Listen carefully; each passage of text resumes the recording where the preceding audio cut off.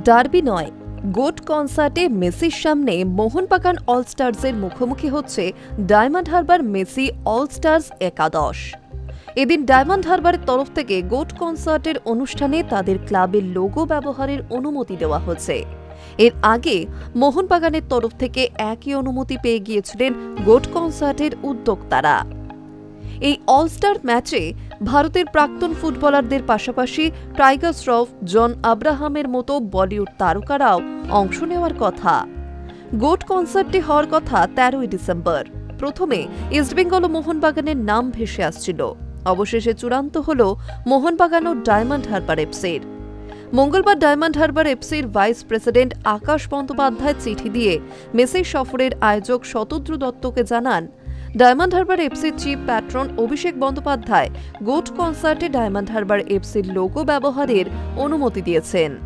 শতদ্রু নিজের ফেসবুক পোস্টে সে কথা জানিয়েছেন।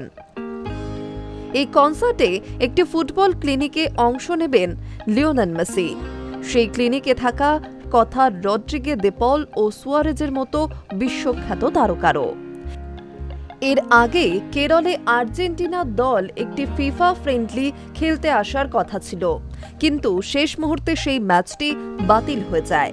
ফলে মেসিকে দেখার জন্য মুখিয়ে রয়েছে দেশের ফুটবল প্রেমীরা।